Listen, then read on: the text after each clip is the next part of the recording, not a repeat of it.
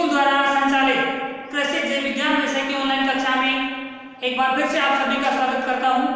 प्यारे विद्यार्थियों, पिछले वीडियो में हमने देखा था पादप पुनर्स्थापन के लाभ, advantage of the plant introduction.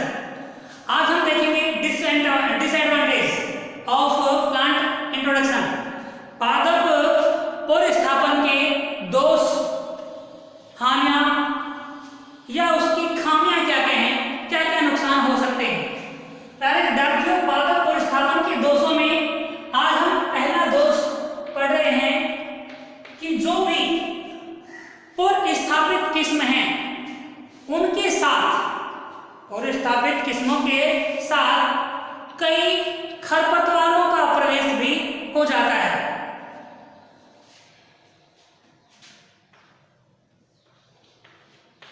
पुनर्स्थापित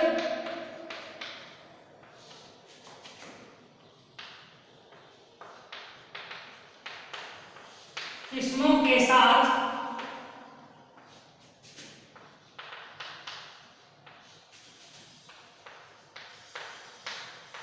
खरपतवारों का प्रवेश।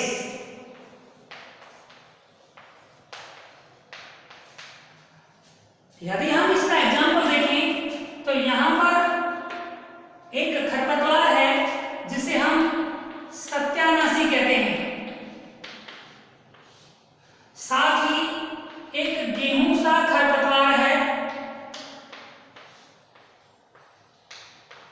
ये खरपतवार पादप पुनर्स्थापित किस्मों के साथ नए क्षेत्र में चले जाते हैं और वहां पर भी खरपतवारों का प्रवेश हो जाता है, पहुंच जाती है।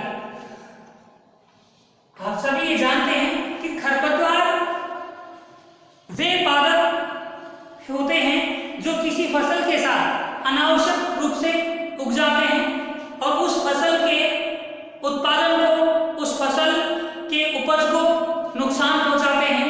अर्थात किसी फसल को नुकसान पहुंचाने वाले वे पादप जो उस फसल के साथ ही उग जाते हैं उन्हें खरपतवार कहते हैं। तो जब हम किसी पादप का पुनर्स्थापन करते हैं, पादप किस्म का पुनर्स्थापन करते हैं, तो उसके साथ ही खरपतवार भी उस नए क्षेत्र में प्रवेश कर जाती हैं, जो कि उस नए क्षेत्र के लिए दोष के रूप में माना जाता है। उसके बाद बात आती है पुनर्स्थापित किस्मों के साथ उन क्षेत्रों में नए रोगजनकों का प्रवेश कर जाना।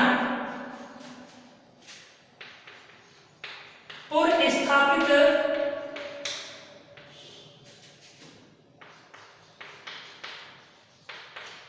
किस्मों के साथ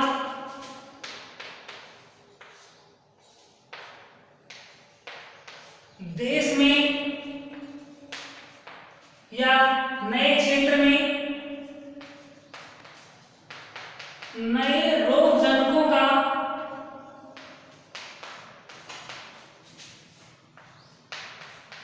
प्रवेश हो जाता है। जब पादप पुनर्स्थापन किया जाता है तो उस पादप पुनर्स्थापन की प्रक्रिया में किसी रोगजनक का भी नए क्षेत्र में अथवा नए देश में प्रवेश हो जाता है। इसका हम एग्जांपल लें तो श्रीलंका का कॉफी कीट रोगजनक।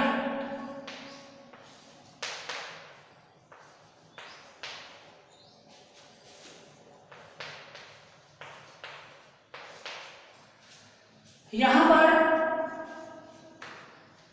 श्रीलंका का पादप है कॉफी, इसे उगाया गया तो उसके अंदर कीट रोग लगा और जो उसका रोगजनक है वो कीट रोगजनक कहलाया।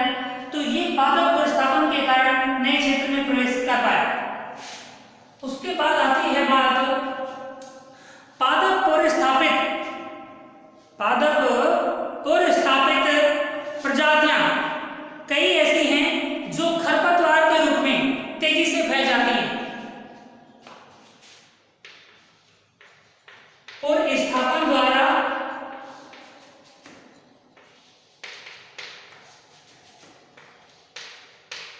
कई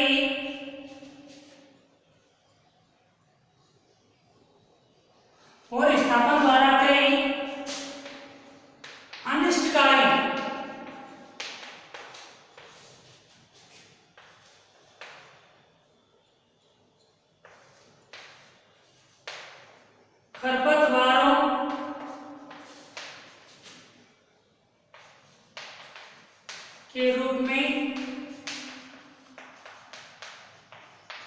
फैलना।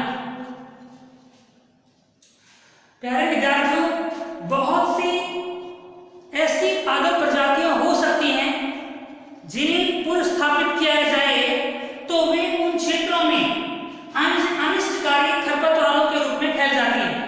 इसका बेस्ट एग्जाम्पल है जलकुंभी।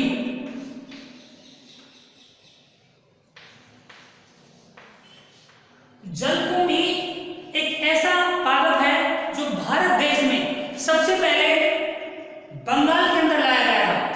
पिछले वीडियो में हमने जलकुंभी के बारे में थोड़ा सा देखा है। यहां देखेंगे कि सबसे पहले इसे बंगाल के अंदर लाया गया, जहां लाने के पीछे इसका उद्देश्य था इसके बड़े आकार के पत्तियों और पुष्पों के कारण इसे लाया गया।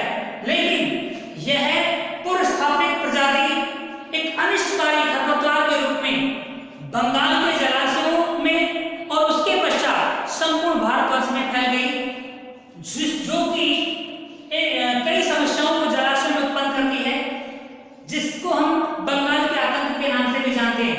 यह जलाशयों में प्रकाश वेदन क्षमता को कम करता है, जलाशयों में ऑक्सीजन की मात्रा को सोख कर समाप्त बहुत कम कर देता है, जिसके परिणाम स्वरूप जलीय जंतु, मछली इत्यादि असामयिक ही मृत्यु को प्राप्त हो जाती हैं। परिणाम स्वरूप जल में मछलियों के मरने से बहुत तेजी से दुर्गंध फैलने लगती है और भयंकर पर्यावरण प्रदूषण हो जाता है। तो यहाँ जलकुंभी को एक ऐसी पुनर्स्थापित किस्म कहेंगे जो अनिष्टकारी खरपतवार के रूप में फैल गई है। उसके पश्चात नंबर 4, कुछ आप देखेंगे खरपतवार ऐसे हैं या कुछ पादप ऐसे हैं जिनका पुनर्स्थापन किया गया और वे पारिस्थितिक संतुलन को खराब कर देते हैं, यानी पारिस्थितिक संतुलन को बिगाड़ देते हैं। यहां पर हम देखें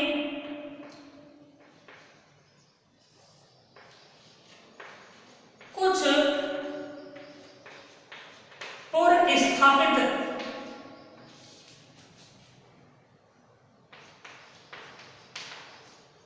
किस्म पारिस्थितिक संतुलन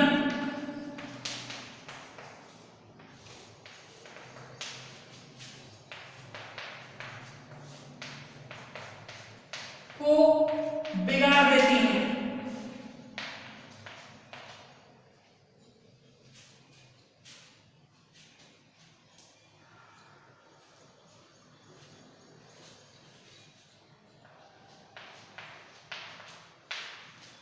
कुछ पादप प्रजातियां ऐसी हैं जो पारिस्थितिक संतुलन को बिगाड़ देती हैं।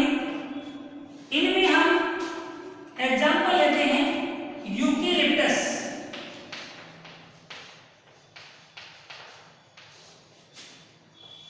जिसे हम सफेदे का वृक्ष सामान्य बोलचाल की भाषा में कहते हैं, जो काफी लंबे होते हैं। इसके द्वारा जो भूमिगत जल है,